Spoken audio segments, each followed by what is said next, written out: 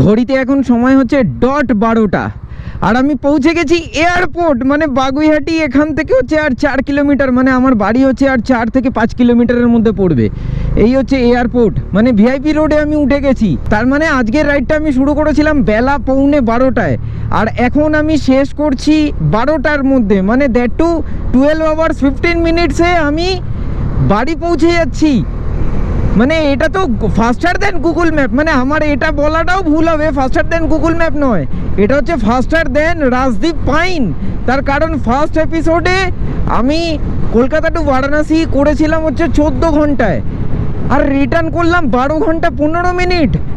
My goodness, বয় ও বয়, এটা আমি নিজে কি করে ফেললাম, আমি নিজেই বিশ্বাস করে উঠতে পারছি না। ফাটাফাটি ভাই, কি স্পিড মেনটেন করেছি আমি, কি সুন্দর রিদম মেনটেন করেছি আমি, মানে আমি আমার নিজের রেকর্ডই ভেঙে দিয়েছি।